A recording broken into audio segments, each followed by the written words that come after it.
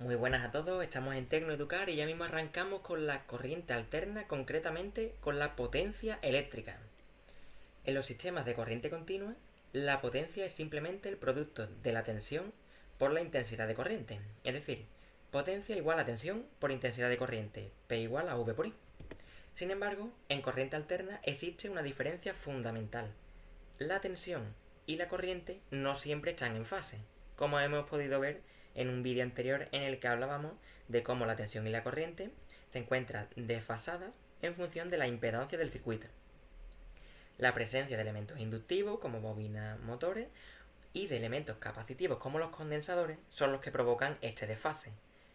Por lo tanto, este desfase hace que no toda la potencia que entrega el generador se convierta en trabajo útil. Por ello, surge la clasificación de las potencias en potencia activa, potencia reactiva y potencia aparente. Hablemos en primer lugar de la potencia activa, P. Esta es la potencia que realiza trabajo útil. Produce movimiento, calor, luz, entre otras aplicaciones. Esta potencia se mide en vatios, W, y depende del coseno del ángulo de desfase phi que existe entre la tensión V y la intensidad de corriente I. Por lo tanto, la potencia activa, P, se puede calcular como el producto de la tensión por la corriente por el coseno de phi. Es la parte de la potencia que realmente consume el receptor para transformarla en energía mecánica, calorífica o lumínica. Por lo tanto, esta es la potencia que realmente nos interesa cuando queremos realizar o ejercer un trabajo. Por otro lado, tenemos la potencia reactiva, Q. Es la potencia que no realiza trabajo útil, sino que circula entre el generador y el receptor debido a los campos magnéticos y eléctricos. Esta potencia se asocia a cargas inductivas como bobinas, motores o transformadores, o también a cargas capacitivas como son los condensadores. Esta potencia reactiva se mide en voltioamperios reactivos, VAR, y depende del seno del ángulo de desfase, es decir, Q igual a V por I por seno de phi.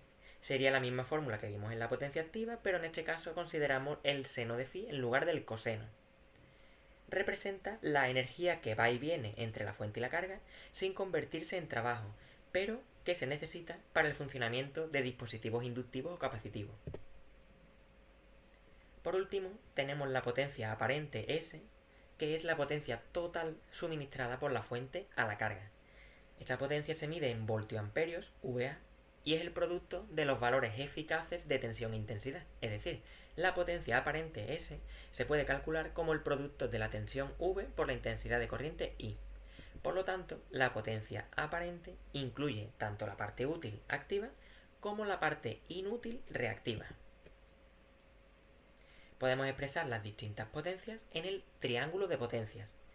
Como ya hemos dicho en vídeos anteriores, empleamos el eje horizontal para la parte real, el eje vertical para la parte imaginaria, y podemos calcular la hipotenusa de este triángulo como la operación que se emplea en el teorema de Pitágoras.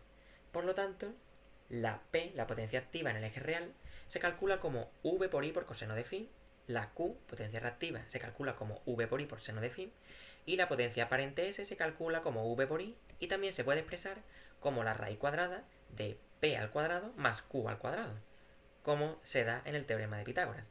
También tenemos que decir que Fp, o factor de potencia, se puede calcular como el coseno de phi, es decir, como la potencia activa entre la potencia aparente, ya que se da como el cateto contiguo entre la hipotenusa.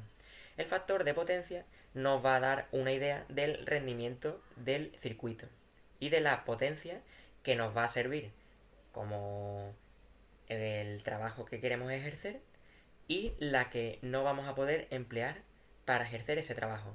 Por lo tanto, cuanto mayor sea el factor de potencia, más eficiente va a ser nuestro circuito porque vamos a poder emplear una mayor potencia para ejercer el trabajo que queremos. Por último, y para finalizar, tenemos que decir que si el factor de potencia de la instalación se aproxima a 1, la instalación es eficiente porque hay poca potencia reactiva. Por otro lado, si el factor de potencia es bajo, significa que existe mucha energía reactiva, lo que obliga a compensar con condensadores o bancos de compensación.